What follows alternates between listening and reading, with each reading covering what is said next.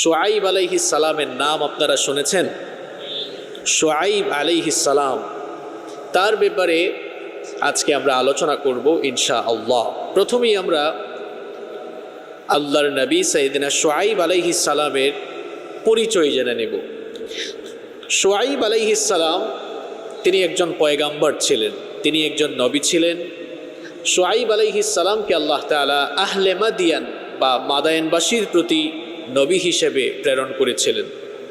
মাদিয়ান ছিল একটি গোত্রের নাম। এই গোত্রের নামানুসারেই পরবর্তীতে তাদের বসতি বা জনপদ মাদিয়ান জনপদ নামে পরিচিতি পেয়েছিল। শুআইব আলাইহিস সালাম ছিলেন সাইয়েদনা ইব্রাহিম খলিলুল্লাহ এর বংশধর। আপনারা জানেন যে ইব্রাহিম আলাইহিস সালামের একাধিক স্ত্রী ছিল। ইব্রাহিম আলাইহিস সালামের তৃতীয় স্ত্রী কান্তুরা বিনতে ইয়াকতিন এর গর্ভে ইব্রাহিম আলাইহিস সালামের 6টি পুত্র সন্তানের জন্ম হয়। তার মধ্যে একজনের নাম ছিল মাদিয়ান। এই মাদিয়ান তার স্ত্রী, পরিবার পরিজন সহ সিরিয়া এবং হিজাজের সীমান্তবর্তী একটি এলাকা বা গ্রাম, যেটিকে মুআন বলা হয়, সেই এলাকায় বসবাস শুরু করে। মাদিয়ান এর খানদান যখন এই এলাকায় বসবাস করা শুরু করল, পরবর্তীকালে তার পরিবার পরিজন, তার সেই গোষ্ঠী বা তার সেই গোত্র এক পর্যায়ে বিরাট একটি গোত্র বা বিরাট একটি গোষ্ঠী হিসাবে আবির্ভূত হলো। এভাবেই ইব্রাহিম আলাইহিস সালামের ছেলে মাদিয়ানের নামে সেই জনপদটি পরিচিতি লাভ শুরু করে। শুআইব আলাইহিস সালাম ছিলেন ইব্রাহিম আলাইহিস সালামের ছেলে মাদিয়ান বা মাদিয়ান গোত্রের একজন। আল্লাহ তাআলা তাকে শুআইব আলাইহিস সালামকে ওই মাদিয়ানবাসীদের জন্য নবী হিসাবে প্রেরণ করেছিলেন। কোরআনুল কারীমের কোনো কোনো জায়গায় এই মাদিয়ানবাসীকে আসহাবুল আইকাহ বলেও সম্বোধন করা হয়েছে। আসহাবুল আইকাহ মানে হচ্ছে জঙ্গলের বাসিন্দা। শুআইব আলাইহিস সালামের উম্মত বা কওমের লোকদেরকে আসহাবুল আইকাহ, জঙ্গলের বাসিন্দা এজন্যই বলা হতো কারণ তার এই অবাধ্য জনগোষ্ঠী প্রচণ্ড গরমে অতিষ্ঠ হয়ে নিজেদের বসতি ছেড়ে জঙ্গলে গিয়ে আশ্রয় নিয়েছিল এবং সেখানেই তাদের উপরে তাদের অবাধ্যতার কারণে গজব নেমে এসেছিল। আবার কোনো কোনো রওয়ায়াতে পাওয়া যায় যে শুআইব আলাইহিস সালামের অবাধ্য সেই কওম সেই জঙ্গলের ভেতরে আইকাহ নামক একটি গাছের পূজা করে। তারা যখন আইকাহ নামে একটি গাছের পূজা শুরু করলো, তখন থেকেই তাদেরকে আসহাবুল আইকাহ বা আইকার অধিবাসী বা আইকার পূজারী বলে তাদেরকে সম্বোধন করা হতো। শুআইব আলাইহিস সালাম ছিলেন সাইয়েদনা মুসা কালিমুল্লাহ, মুসা আলাইহিস সালামের শ্বশুর। অনেক প্রাচীন বিজ্ঞ আলেম শুআইব আলাইহিস সালামকে খতীবুল আম্বিয়া বলে আখ্যায়িত করেছেন। খতীবুল আম্বিয়া মানে হচ্ছে নবীগণের খতীব। নবীগণের মধ্যে সেরা বক্তা ছিলেন শুআইব আলাইহিস সালাম। রাইসুল মুফাসসিরিন আব্দুল্লাহ ইবনে আব্বাস রাদিয়াল্লাহু আনহু বলেছেন, নবী করিম সাল্লাল্লাহু আলাইহি ওয়াসাল্লাম যখনই শুআইব আলাইহিস সালামের নাম মুখে নিতেন, তখনই তিনি তাকে খতীবুল আম্বিয়া বলে আখ্যায়িত করতেন। কারণ শুআইব আলাইহিস সালাম তার কওমের সামনে এত চমৎকার ভাষায়, এত সুন্দর ভাষায় দাওয়াত উপস্থাপন করেছিলেন, যেই দাওয়াতের ভাষা এবং শব্দসমূহ ছিল অত্যন্ত উঁচু মানের। তার শব্দচয়ন ছিল অত্যন্ত মার্জিত, তার উপস্থাপনা ছিল অত্যন্ত হৃদয়গ্রাহী এবং প্রাঞ্জল। এজন্য তাকে খতীবুল আম্বিয়া বা নবীগণের খতীব অথবা নবীগণের মধ্যে সেরা বক্তা হিসেবে তাকে আখ্যায়িত করা হয়। সম্মানিত মুসল্লিবৃন্দ, শুআইব আলাইহিস সালামকে আল্লাহ তাআলা মাদায়েনবাসীদের জন্য নবী হিসাবে পাঠিয়েছিলেন। আর তার ওই বংশ, তার এই কওম মাদায়েনবাসী লোকেরা এমন এমন জঘন্য কুকর্মে লিপ্ত ছিল। কোরআনুল কারীমে আল্লাহ তাআলা তার সেই কওমের 5টি মারাত্মক কুকর্মের উল্লেখ করেছেন। নাম্বার 1, 1 নম্বর হচ্ছে তারা আল্লাহ তাআলার গোলামি বাদ দিয়ে শিরক এবং কুফরের মধ্যে নিমজ্জিত হয়েছিল। নাম্বার 2 নম্বর হচ্ছে অবাধ্য ওই জাতি মাপে এবং ওজনে কম দিত। নেওয়ার সময় ঠিক মতোই নিত, কিন্তু দেওয়ার সময় কম দিত। নাম্বার 3 নম্বর হচ্ছে অবাধ্য ওই জাতি, এরা ফাসাদ বা বিশৃঙ্খলা, গন্ডগোল, ঝামেলা সৃষ্টিকারী লোক ছিল। নাম্বার 4 নম্বর হচ্ছে এরা চাঁদাবাজ টাইপের লোক ছিল। রাস্তার মধ্যে দাঁড়িয়ে থেকে লুণ্ঠন, ডাকাতি, চাঁদাবাজি করত, মানুষকে বিভিন্ন ধরনের ভয় ভীতি প্রদর্শন করত। যারা ঈমান আনতো বিভিন্ন ধরনের হুমকি ধামকি দিত এবং তাদের উপরে জুলুম নিপীড়ন চালাতো। নাম্বার 5, শুআইব আলাইহিস সালামের অবাধ্য ওই জাতির 5 নম্বর যে বৈশিষ্ট্য আল্লাহ তাআলা কোরআনুল কারীমে তুলে দিয়েছেন, সেটি হচ্ছে তারা খুব অকৃতজ্ঞ জাতি ছিল।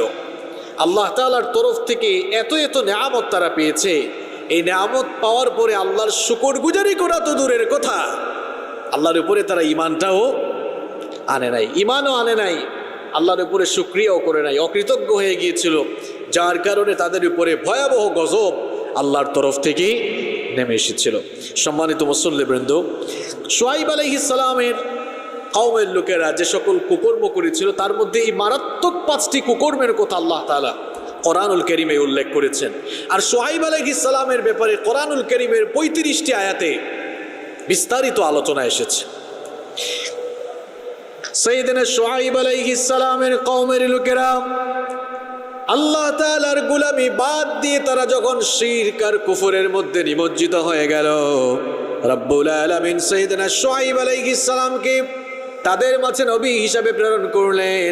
আর সাইয়েদনা শুআইব আলাইহিস সালাম সর্বপ্রথম তাদের সামনে তাওহীদের দাওয়াত উপস্থাপন করলেন।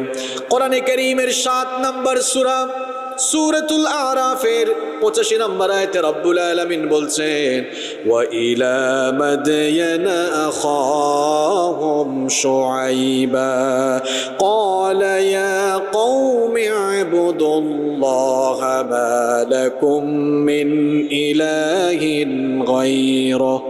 আল্লাহ তাআলা বলছেন, মাদিয়ানবাসী লোকদের কাছে তাদের ভাই শুআইবকে আমি নবী বানিয়ে পাঠালাম।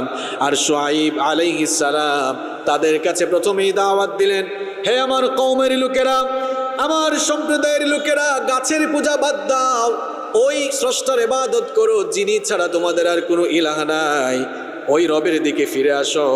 তিনি যখন তার কওমের লোকদেরকে আল্লাহর দ্বীনের দাওয়াত দিলেন, তাদের সামনে তিনি যখন তাওহীদের দাওয়াত উপস্থাপন করলেন, তার সেই অবাধ্য জাতি তার দাওয়াতকে প্রত্যাখ্যান করলো।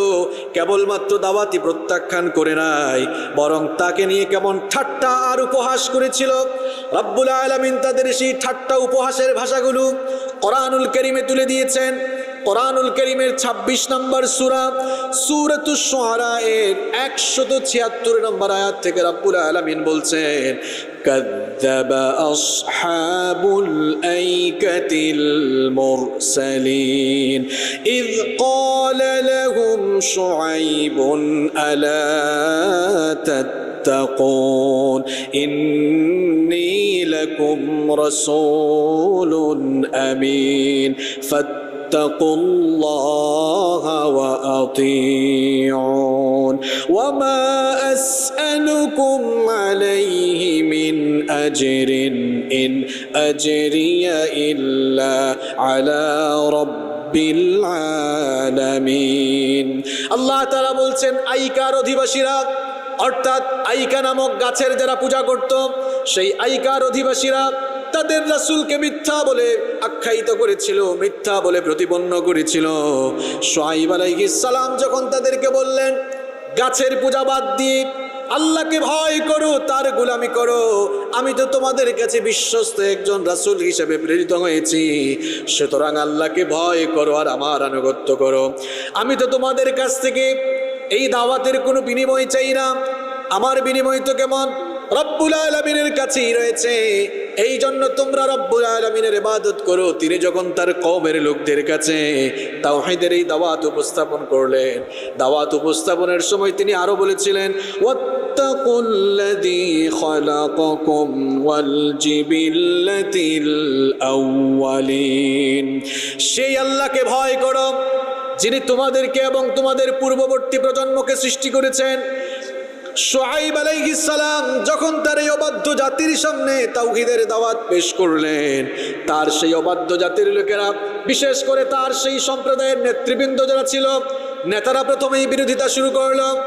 আমার ভাইয়েরা ভালো করে শুনেন, পৃথিবীর সমস্ত নবীরা যখনই যেই সমাজে কিংবা যেই রাষ্ট্রে দাওয়াত শুরু করেছেন, দাওয়াত শুরু করার পর সবার আগে রাষ্ট্রশক্তি, রাষ্ট্রের গুরুত্বপূর্ণ নেতারা বাধা দিয়েছিল।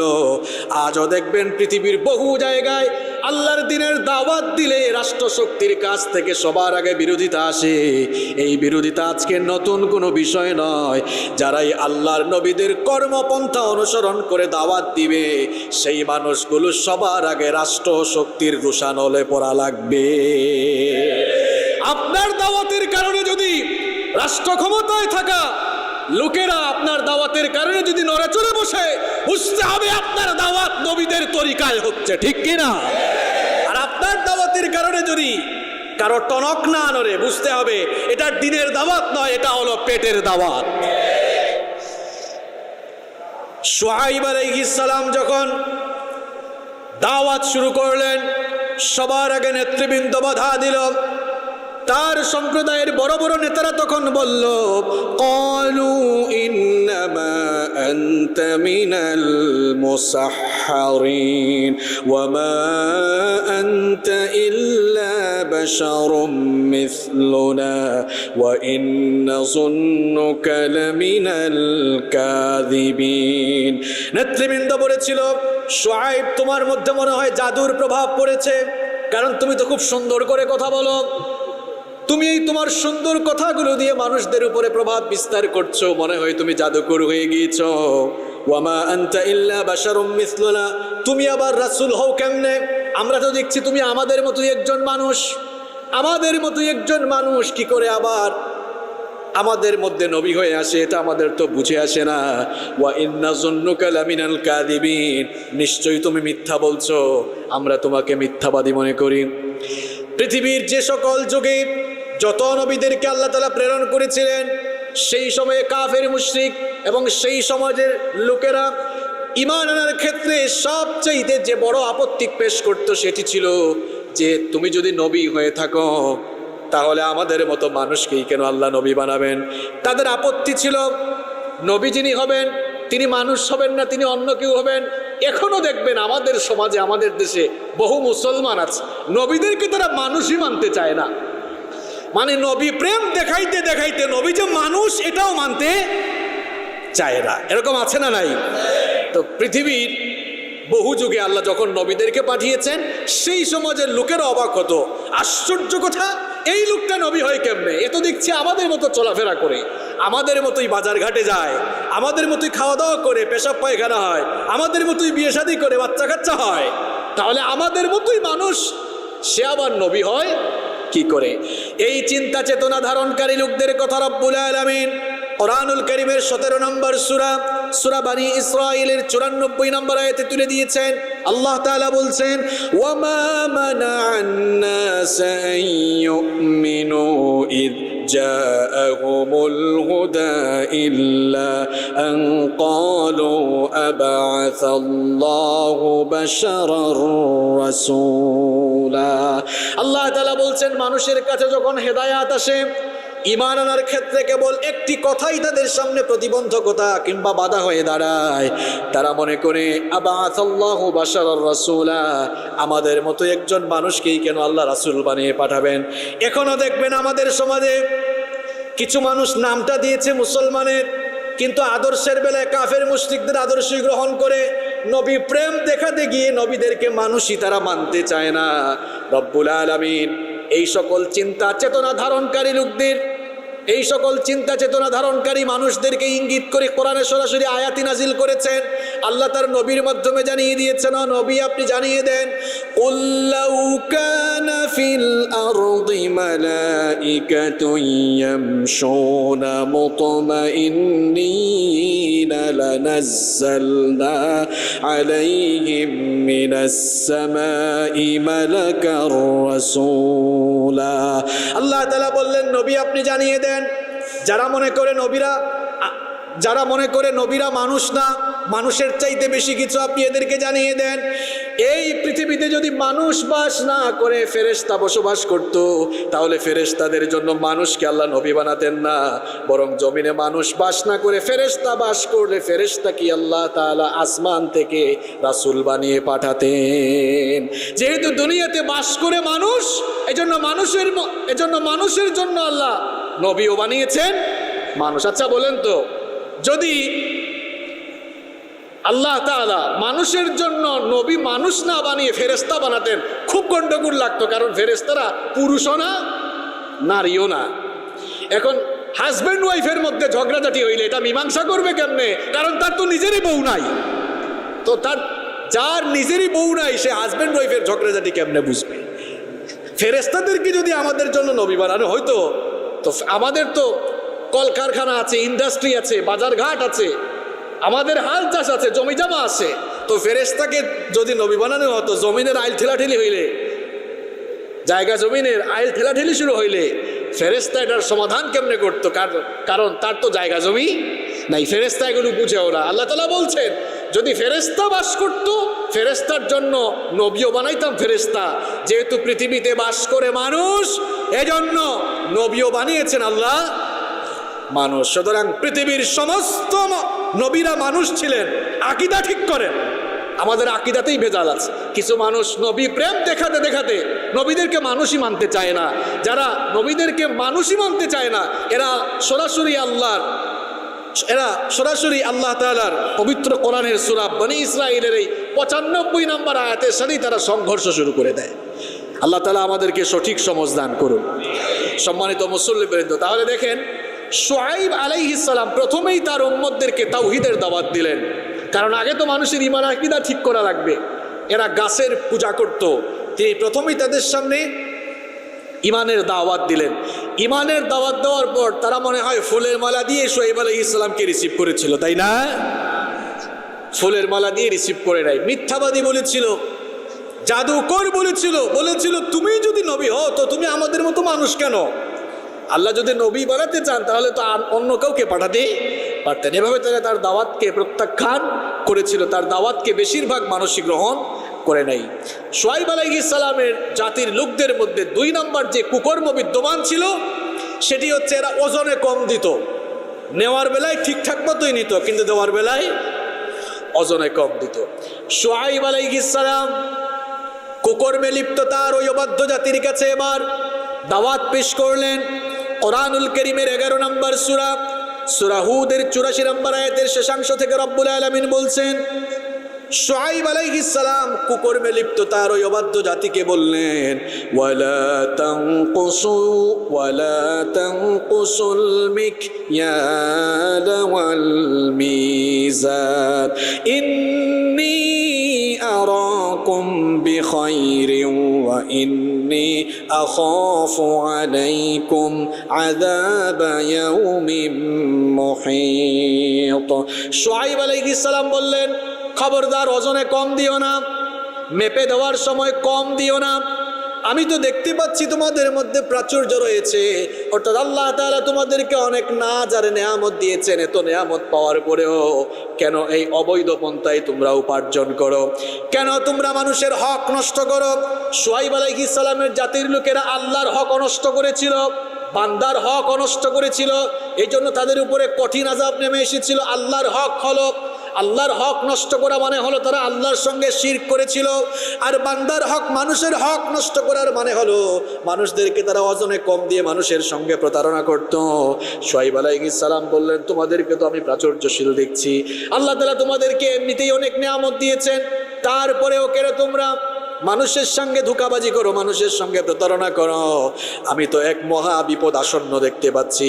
তিনি তার কওমকে আরো বলেছিলেন, ওয়া কওমি আউফুল মিকয়ালা ওয়াল মিজান বিল কিসত ওয়া লা তাবখাসুন নাস আশিয়াআহুম। তিনি বলেছিলেন, হে আমার কওমের লোকেরা, হে আমার সম্প্রদায়ের লোকেরা, সঠিকভাবে তোমরা ওজন করো, ইনসাফ করো, মানুষকে ওজনে কম দিও না, মানুষের সঙ্গে প্রতারণা করো না, মানুষকে পণ্য ওজন করে কম দিয়ে দেও না। বাকিয়াতুল্লাহি খায়রুল লাকুম ইন কুনতুম মুমিনিন ওয়া মা আনা আলাইকুম বিহাফিজ। তিনি বলেছিলেন আল্লাহর পথে তোমাদের জন্য যা উদ্বৃত্ত থাকে, এর মানে হলো আল্লাহর বিধান অনুযায়ী ব্যবসা করে তোমাদের যে মুনাফা হয় সেটাই তো তোমাদের জন্য কল্যাণকর। তাও কেন তোমরা অবৈধ পন্থায় উপার্জন করছো? অবাধ্য এই জাতির সামনে যখন তিনি এইভাবে দাওয়াত পেশ করলেন, তারা তখন শুআয়ব আলাইহিস সালামকে কি বলেছিল শুনেন। তারা বলেছিল ক্বালু ইয়া শুআইব আসসালাতুকা তা'মুরুকা আন নাতরুকা মা ইয়া'বুদু আবাউনা আও আন নাফআলা ফি আমওয়ালিনা মা নাশা ইন্নাকা লা আনতাল হালিমুর রাশীদ। তারা বলেছিল, হে শুআইব, আমরা তো দেখি তুমি মাঝে মাঝে নামাজ পড়ো, তো তোমার মতো নামাজি মানুষ, তোমার নামাজ কি তোমাকে এই শিক্ষা দেয় নাকি? আমাদের পূর্বপুরুষরা যেই সকল জিনিসের উপাসনা করেছিল, পূজা করেছিল, আমরা এগুলোকে ত্যাগ করে তোমার নামাজ কি তোমাকে এটা শিখায় নাকি? তোমার নামাজ কি তোমাকে এই শিক্ষা দেয় নাকি, এটা শিখায় নাকি যে আমরা আমাদের মাবুদদেরকে ত্যাগ করি? তোমার নামাজ কি তোমাকে এটা শেখায় নাকি আমরা যেভাবে ব্যবসা বাণিজ্য করছি আমাদের ব্যবসা বাণিজ্যের উপরে হস্তক্ষেপ করা শেখায় নাকি? অর্থাৎ তার জাতির লোকেরা মনে করতো ধর্মকর্ম যারা করছে তারা ধর্মকর্ম করো, বৈষয়িক বিষয়ে কেন মাথা ঘামাও? শুআয়ব আলাইহিস সালামের অবাধ্য এই জাতির অনুসরণ আজও বিশ্বের বহু জায়গায় মুসলমানরা করছে। এরা ধর্মকে কেবল আচার অনুষ্ঠান মনে করে আর বৈষয়িক ক্ষেত্রে নিজেদের মতকে তারা প্রাধান্য দিয়ে থাকে। কি ভুল বলেছি? আমাদের মুসলমান সমাজে এমন বহু মানুষ আছে ধর্মকর্ম কিছু আচার অনুষ্ঠানের মধ্যে সীমাবদ্ধ তারা মনে করে। তারা মনে করে ধর্ম এটি কেবল নামাজ, রোজা, হজ, যাকাত এরকম কিছু আনুষ্ঠানিক ইবাদতের মধ্যে সীমাবদ্ধ। ধর্মকে তারা এই গণ্ডির বাহিরে দেখলেই তাদের চুলকানি শুরু হয়ে যায়। চুলকানি শুরু হয়ে যায় বলে তারা মাদকের বেলায় নিজেদের আইন গ্রহণ করে, শরিয়া আইন গ্রহণ করেন। আমার তো অবাক লাগে মাদক নিয়ন্ত্রণ কিংবা মাদক মোকাবেলার জন্য দেখবেন বিভিন্ন জায়গায়, এই শহরের বিভিন্ন জায়গায় আপনারা দেখবেন সেমিনার, সিম্পোজিয়াম, বিভিন্ন মানববন্ধন, র্যালি হয়।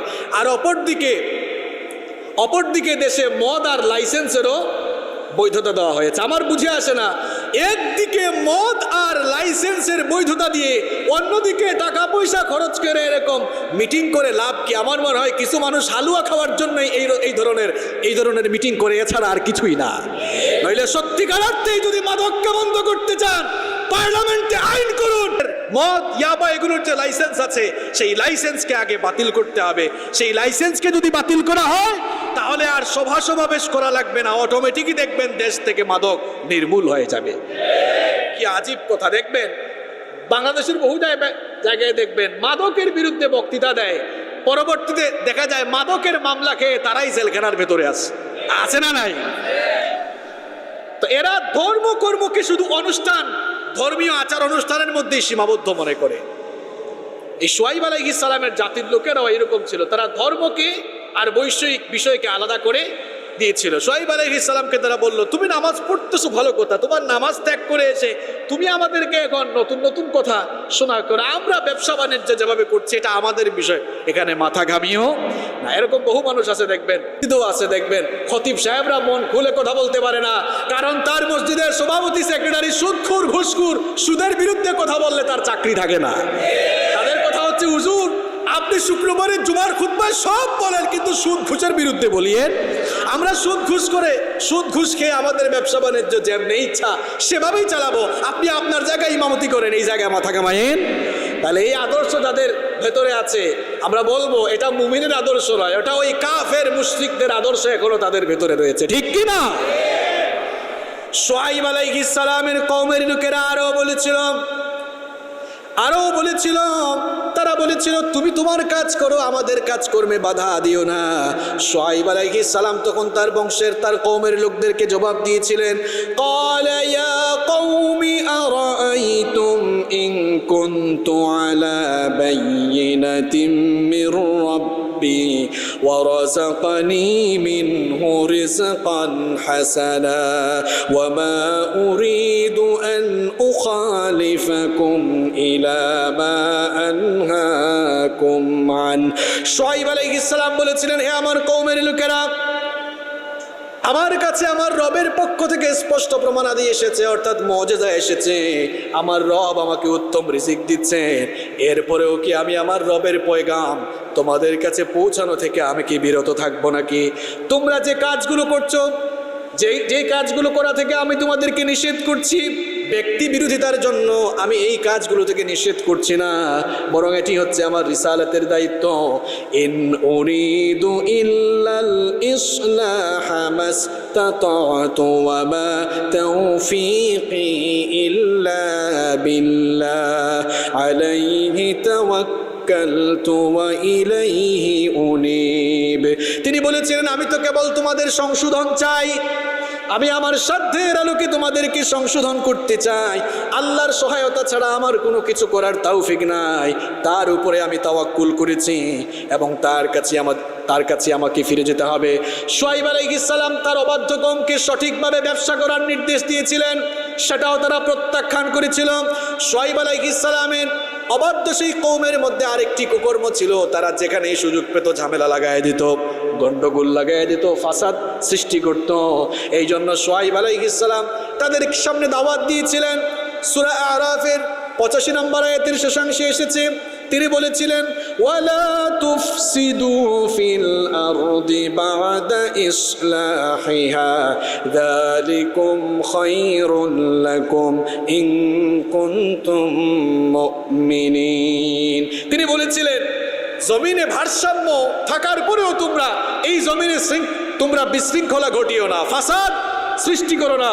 যদি তোমরা আমার এই দাওয়াত গ্রহণ করো, এটিই হবে তোমাদের জন্য অধিকতর কল্যাণকর। তিনি তাদের সামনে কত সুন্দর দাওয়াত দিলেন। তারাও উল্টো তারা শুআইব আলাইহিস সালামকে পাগল, জাদুকর, মিথ্যাবাদী বলা শুরু করলো। এরপরে শুআইব আলাইহিস সালামের দাওয়াত কবুল করে কিছু মানুষ ঈমান এনেছিল।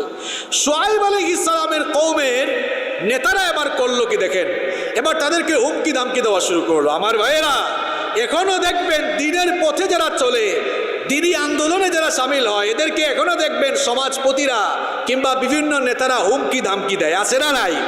এই হুমকি ধামকি এটা নতুন কোনো বিষয় নাই। এই হুমকি ধামকি এগুলো হচ্ছে দিন বিরোধীদের চরিত্রের অনুসরণ আর অনুকরণের নমুনা মাত্র। শুআইব আলাইহিস সালামের দাওয়াত কবুল করে যারা ঈমান এনেছিল, শুআইব আলাইহিস সালামের কওমের লোকদের সর্দার যারা ছিল, নেতৃবৃন্দ যারা ছিল, তারা এবার তাদেরকে হুমকি ধামকি দেওয়া শুরু করলো। আল্লাহর পথে জীবনযাপন করতে তাদেরকে বাধা দেওয়া শুরু করলো। এমনকি রাস্তায় রাস্তায় তারা টেন্ডারবাজি, চাঁদাবাজি শুরু করলো। এখনো দেখবেন বিভিন্ন জায়গায় চাঁদাবাজি, টেন্ডারবাজি, লুণ্ঠন এগুলো আছে না নাই? চাঁদাবাজি, লুণ্ঠন এগুলো নতুন বিষয় না। দিন বিরোধীরা এগুলো আগে থেকে এই কুকর্ম করত। শুআইব আলাইহিস সালাম এবার তাদের সেই কুকর্মের সামনে দাওয়াত দিলেন। তিনি তাদেরকে বললেন, ওয়ালা তাকউদু বিকুল্লি সিরাতিন তু'ইদুনা ওয়া তাসুদ্দুনা আন সাবিলিল্লাহি মান আমানা বিহি ওয়া তাবগুনাহা ইওয়াজা। শুআইব আলাইহিস সালাম বললেন, যারা আল্লাহর উপরে ঈমান এনেছে এবং আল্লাহর পথে চলছে, আল্লাহর সাথে সীমা লঙ্ঘন করে, বক্রতার অনুসন্ধান করে আল্লাহর পথে চলতে তাদেরকে বাধা দিও না। শুআইব আলাইহিস সালাম যখন কওমের নেতাদেরকে বললেন, আল্লাহর পথে চলতে ঈমানদারদেরকে তোমরা বাধা দিও না, নেতারা তখন বলেছিল, ক্বালাল মালাউল লাযীনা ইসতাকবারু মিন কওমিহি লানুখরিজান্নাকা ইয়া শুআইব ওয়াল্লাযীনা আমানু মা'আকা মিন قريتنا أو لتعودن في ملتنا। নেতৃবৃন্দ তখন বলেছিল, হে শুআইব, তুমি আর তোমার উপরে যারা ঈমান এনেছে বেশি বাড়াবাড়ি করলে, আমাদের ধর্মে যদি ফিরে না আসো, তোমাকে এবং তোমার সাথে যারা ঈমান এনেছে সবগুলোকে আমাদের এলাকা থেকে বের করে দিব। আজও দেখবেন ইমানের পথে চললে এলাকা ছাড়ার হুমকি দেওয়া হয়, দেশান্তরিত করার হুমকি দেওয়া হয়। এই ধরনের হুমকি ধামকি নতুন কোনো বিষয় নয়। যত যুগেই ইমানের দাওয়াত ছিল সেই সকল যুগে হকপন্থীদের সাথে বাতিলপন্থীদের এরকম সংঘর্ষ ছিল। তারা বলেছিল তোমাকে আর তোমার সাথে যারা ইমান এনেছে সবগুলোকে আমাদের এলাকা থেকে আমাদের জনপদ থেকে বের করে দিব। এই হুমকি এই ধামকি পাওয়ার পরে সবাই মনে হয় ভয় পেয়ে বসেছিল, তাই না? ইমানের পথে যারা চলবে তারা ইস্পাত কঠিন দৃঢ় ইমান নিয়ে জালেমদের সামনে দাঁড়ায়। জালেমদের কোনো জুলুম তাদেরকে ইমানের পথে চলতে তাদেরকে দাবিয়ে রাখতে পারে না। শুআয়ব আলাইহিস সালাম তখন বলেছিলেন قد افترينا على الله كذبا إن عدنا في ملتكم بعد إذ نجنا الله منها। শুআয়ব আলাইহিস সালাম বলেছিলেন তোমাদের এই গুমরাহ ধর্ম থেকে আল্লাহ তাআলা আমাদেরকে নাজাত দিয়ে বের করেছেন, এখন আমরা কি আবার তোমাদের ধর্মে ফিরে যাব নাকি? তোমাদের শাস্তির ভয়ে, তোমাদের জুলুম নির্যাতনের ভয়ে আমরা তো আবারও তোমাদের ধর্মে ফিরে যাব না। তোমাদের শাস্তির কোনো পরোয়া আমরা করি না, আমরা জীবন দিয়ে দিব, তারপরেও ঈমান আমাদের কাছ থেকে কেড়ে নিতে পারবা না। আল্লাহু আকবার। নেতারা তখন বলেছিল وقال الملأ الذين كفروا من قومه لئن اتبعتم شعيبا إنكم إذا لخاسرون। নেতারা তখন বলেছিল শুআয়ব তোমার সাথে যারা ঈমান এনেছে, তোমরা যারা শুআয়বের সাথে ঈমান এনেছো তোমরা আসলে ক্ষতিগ্রস্ত হয়ে যাবা। শুআয়বের সঙ্গ ছেড়ে দাও। বিভিন্নভাবে তারা এদেরকে প্ররোচনা দিতে লাগলো এবং এদেরকে শাস্তিরও সম্মুখীন করতে লাগলো। এত জুলুম নির্যাতনের পরেও, এত বাধা বিপত্তি বিঘ্নতা সৃষ্টি করার পরেও তারা ঈমানদারদেরকে ঈমানের রাস্তা থেকে সরাতে পারে নাই। শুআয়ব আলাইহিস সালামের কওমের লোকেরা 5 নাম্বার যে কুকর্মে লিপ্ত ছিল, এরা অকৃতজ্ঞ জাতি ছিল। আল্লাহর এত নিয়ামতেরা পেয়েছে, নিয়ামত পেয়ে ঈমান আনা তো দূরের কথা, এরা আল্লাহর উপরে একটু শুকরিয়াও করে নাই। এই জন্য শুআয়ব আলাইহিস সালাম তাদেরকে বলেছিলেন ওয়া কওমি লা ইয়াজরিমান্নাকুম শিকাকি আন ইউসিবাকুম মিসলু মা আসাবা কওমা নূহিন আও কওমা হুদিন আও কওমা সালিহিন ওয়া মা কওমু লূতিন মিনকুম বিবাঈদ। শুআয়ব আলাইহিস সালাম তাদেরকে বলেছিলেন হে আমার কওমের লোকেরা, হে আমার কওমের লোকেরা, আমার সাথে বিরোধিতা এটা যেন এমন পর্যায়ে না পৌঁছায়, তোমাদের মধ্যে যেন এমন প্ররোচনা সৃষ্টি না হয় যার কারণে তোমাদের উপরে এমন গজব নেমে আসে যেই গজব ইতিপূর্বে নেমে এসেছিল নূহ আলাইহিস সালামের কওমের উপরে। যেরকম গজব ইতিপূর্বে এসেছিল হুদ, সালেহ এবং লূতের কওমের উপরে। আর লূতের কওম তারা তো তোমাদের পার্শ্ববর্তী এলাকার বাসিন্দা, এগুলো দেখে শিক্ষা নাও, নইলে তোমাদের উপরেও গজব নেমে আসবে। এখনো সময় আছে।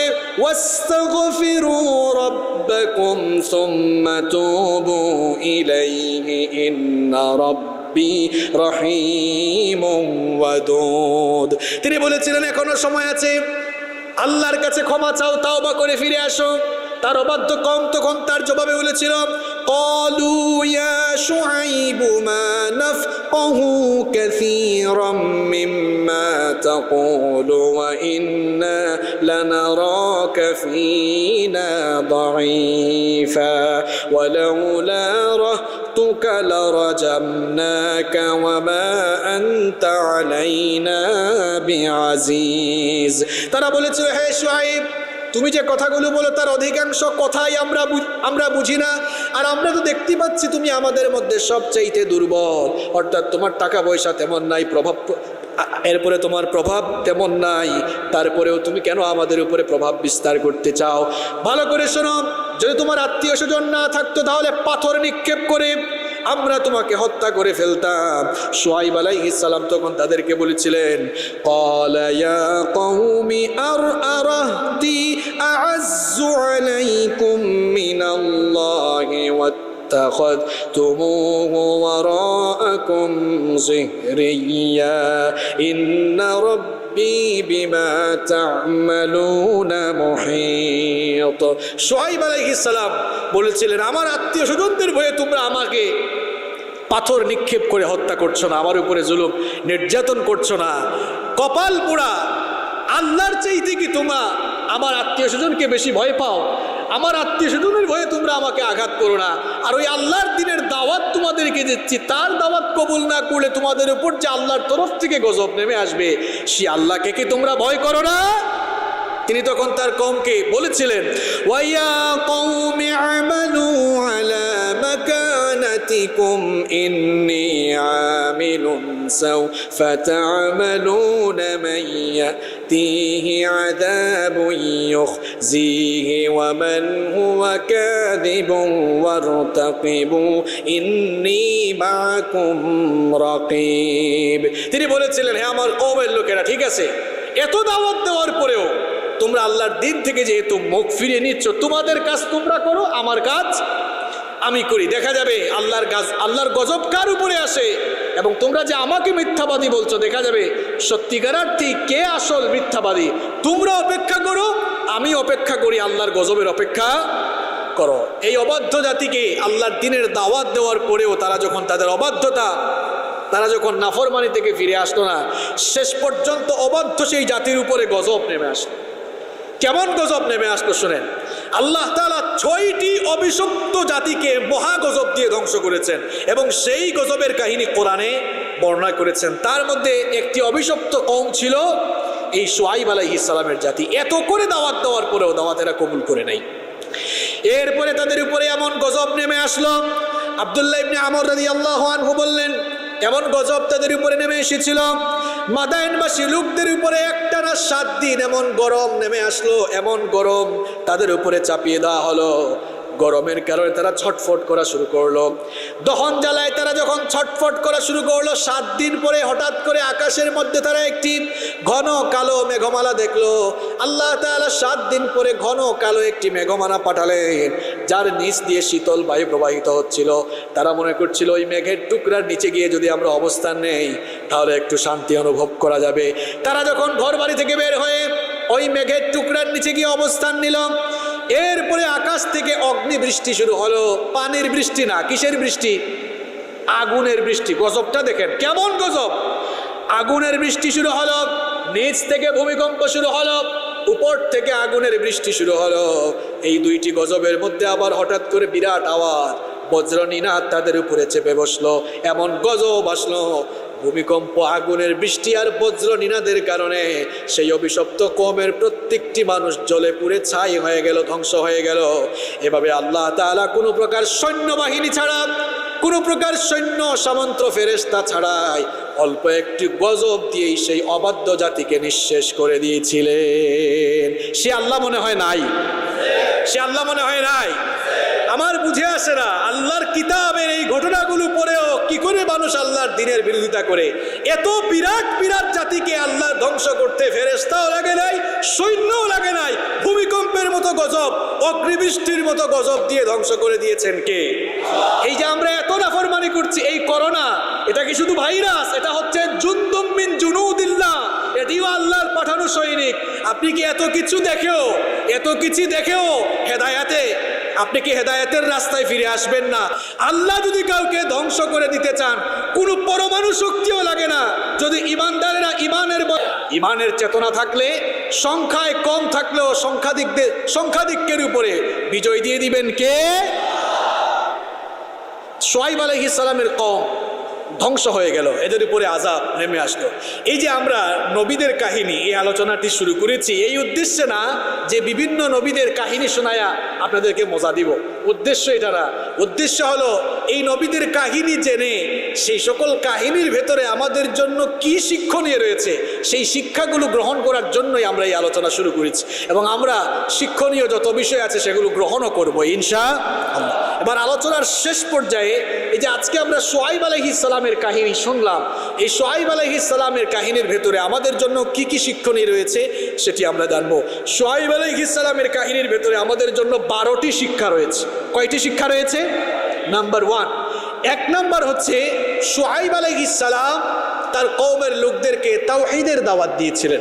শুআইব আলাইহিস সালামের মতো পৃথিবীর সমস্ত নবীরা তাওহীদবাদী নবী ছিলেন এবং তারা সকলেই তাওহীদের দাওয়াত দিয়েছিলেন। এই কথা রব্বুল আলামিন কোরআনুল কারীমের 16 নম্বর সূরা সূরাতুন নাহালের 36 নম্বর আয়াতে বললেন, ওয়ালাকাদ বাআসনা ফি কুল্লি উম্মাতির রাসূলা আন ইবুদুল্লাহা ওয়াজতানিবুত তাগুত। আল্লাহ তাআলা বলছেন, আমি প্রত্যেক উম্মতের জন্য রাসূল পাঠিয়েছি এই মর্মে তারা যেন এই দাওয়াত দেয়, এক আল্লাহর গোলামি করো আর তাগুতকে বর্জন করো। সমস্ত নবীদের দাওয়াত ছিল তাওহীদের দাওয়াত এবং তাগুতকে বর্জন করার দাওয়াত। শুআইব আলাইহিস সালামের দাওয়াতও সেম ছিল। তিনি তার কওমের লোকদেরকে আল্লাহর দ্বীনের দাওয়াত গ্রহণ করার জন্য এবং তার সমাজে যেই সকল তাগুত ছিল, তাগুত কারা, যে নিজেও আল্লাহর আইন মানে না এবং মানুষদেরকেও আল্লাহর আইন মানতে দেয় না, এইরকম তাগুত এখন মনে হয় দুনিয়াতে আর নাই। আছে মানে এখন সংখ্যা আরো কম না বেশি? পৃথিবীর সমস্ত নবীদের দাওয়াত ছিল তাওহীদের পক্ষে আর তাগুতের বিপক্ষে। সুতরাং এখান থেকে আমাদের শিক্ষা হলো আমরাও তাওহীদের অনুসরণ করব আর তাগুতের বিরুদ্ধে আমরা সবসময় অবস্থান করব। শুআইব আলাইহিস সালামের জীবনের ভেতরে আমাদের জন্য দ্বিতীয় যে শিক্ষণীয় বিষয় রয়েছে সেটি হচ্ছে দুনিয়া এবং আখিরাতে যদি আমরা সফল হতে চাই তাহলে শিরক, বিদআত এবং কুসংস্কার মুক্ত জীবনযাপন করতে হবে। কারণ শুআইব আলাইহিস সালামের কওমের লোকেরা শিরকের মধ্যে, কুফরের মধ্যে নিমজ্জিত থাকার কারণেই গজবে নিপতিত হয়েছিল। সুতরাং আমরা যদি দুনিয়ার লাঞ্ছনা এবং আখিরাতের শাস্তি থেকে বাঁচতে চাই তাহলে আমাদেরকে শিরক, বিদআত এবং কুসংস্কার মুক্ত জীবনযাপন করতে হবে। শুআইব আলাইহিস সালামের জীবনের ভেতরে 3 নম্বর যে শিক্ষা রয়েছে, ওজনে কম দিয়ে মানুষের সঙ্গে প্রতারণা করা যাবে না। এই ধরনের মানুষ মনে হয় এখন সমাজে নাই। এরকম বহু মানুষ আছে, নেওয়ার সময় ঠিক মতো নেয়, দেওয়ার সময় ঠিক মতো। সূরা মুতাফফিফিনের মধ্যে আল্লাহ তাআলা তাদের নিন্দা করে বলেছেন, ওয়াইলুল লিল মুতাফফিফিনা আল্লাযীনা ইযা ইকতালু আলান নাসি ইস্তাওফুন ওয়া ইযা কালুহুম আও ওয়াজানুহুম ইউখসিরুন। আল্লাহ তাআলা বলছেন, ধ্বংস তাদের জন্য যারা নেওয়ার সময় ঠিক মতো ওজন করে নেয় কিন্তু দেওয়ার সময় ওজনে কম দেয়। এদের জন্য ধ্বংস, এদের জন্য জাহান্নাম অবধারিত।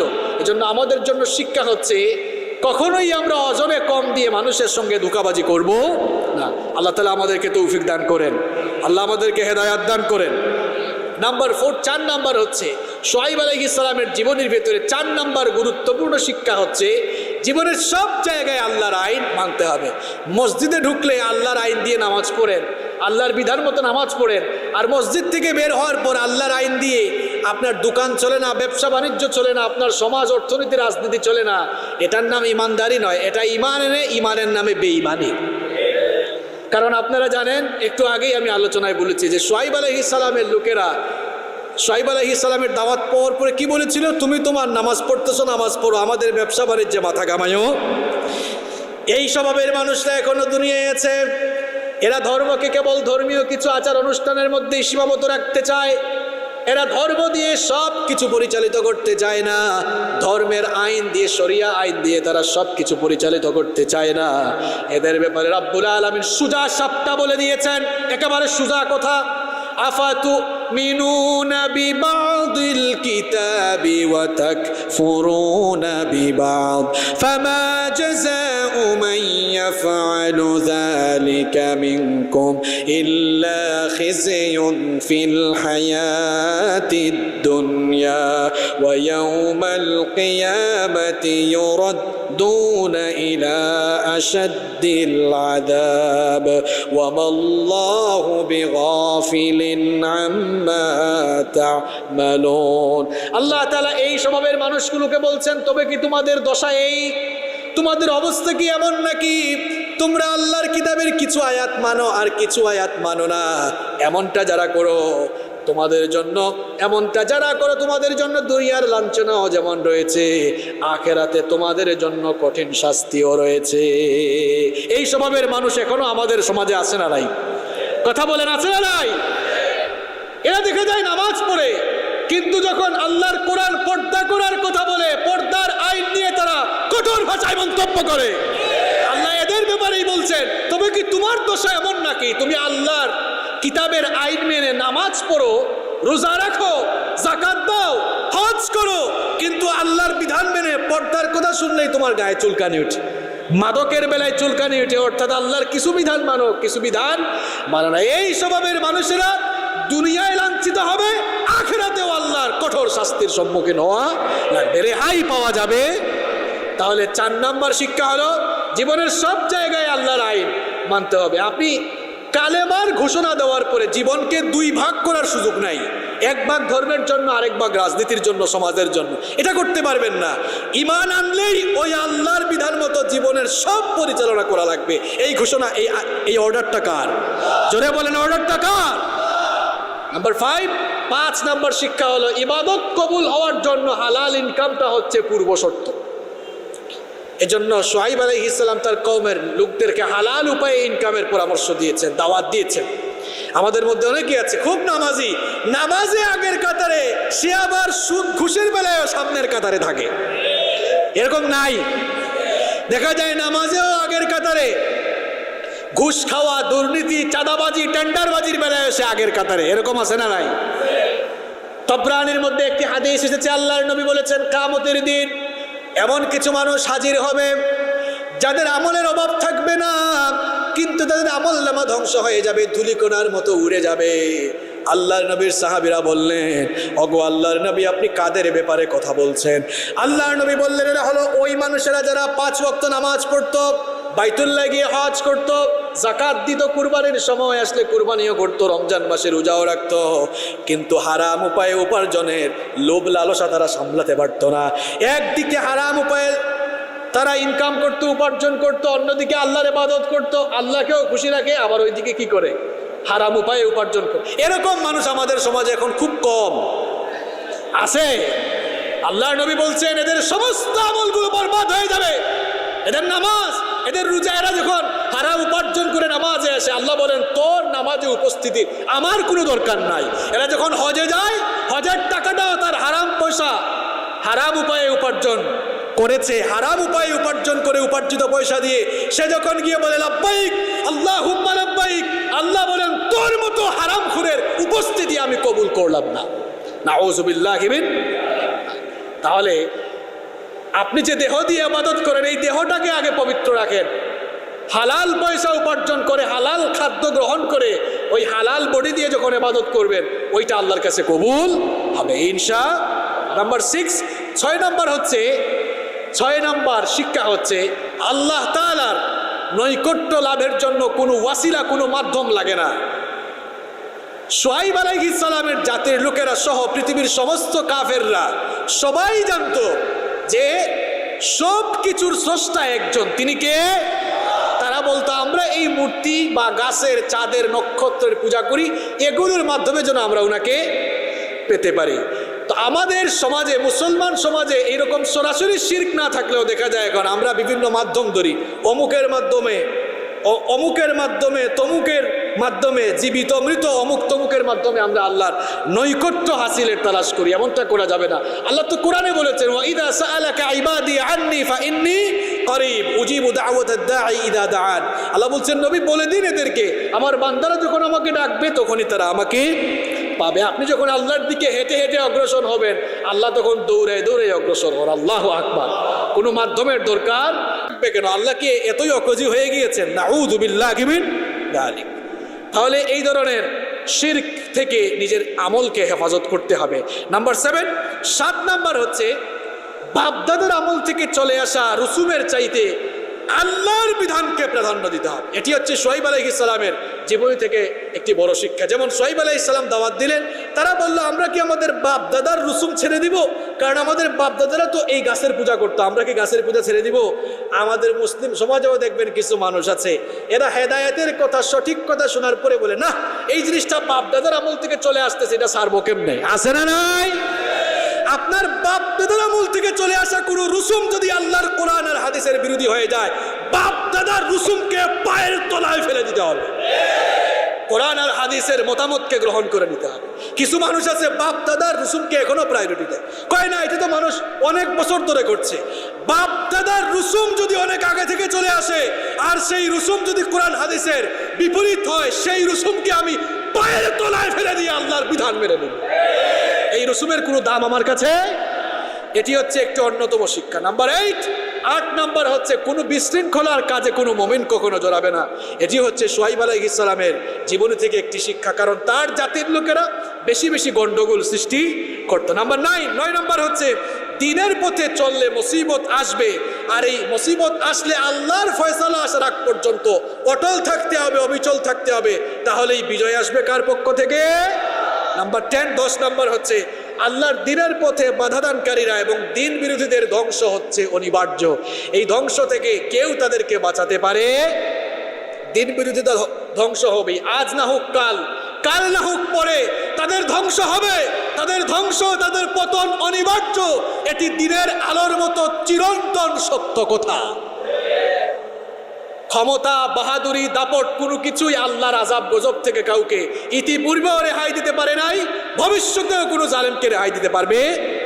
নাম্বার 11 নম্বর হচ্ছে দিন বিরোধীরা ইতিহাসে চিরকাল নিকৃষ্ট এবং দিনপন্থীরা সম্মানিত বা মানুষের কাছে স্মরণীয় বরণীয় হয়ে থাকে। দেখেন, যারাই দিনের বিরোধিতা করেছে, নমরুদ, ফেরাউন কিংবা যারা দিন বিরোধী ছিল, এদের নাম কি মানুষ আজ স্মরণ করে?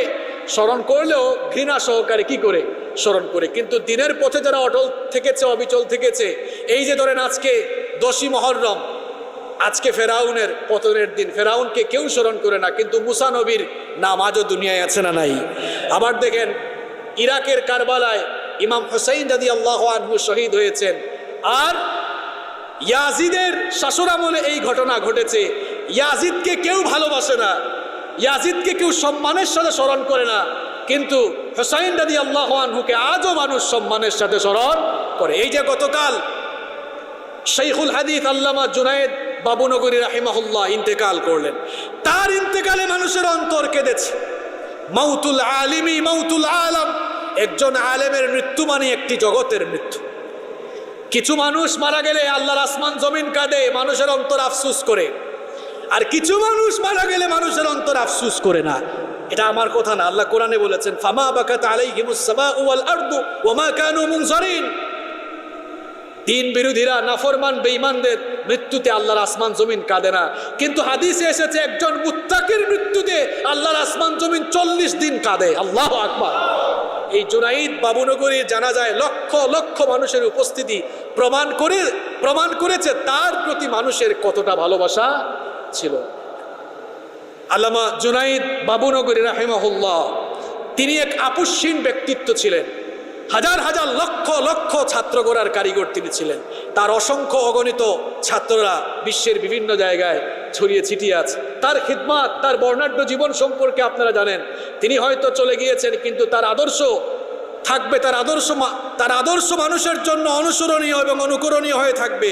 সীমাহীন জুলুম, নির্যাতন এবং লোভনীয় অফারের সামনে ইস্পাত কঠিন দৃঢ় ঈমান নিয়ে কিভাবে থাকতে হয় তার জ্বলন্ত দৃষ্টান্ত ছিলেন আল্লামা জুনায়েদ বাবুনগরী।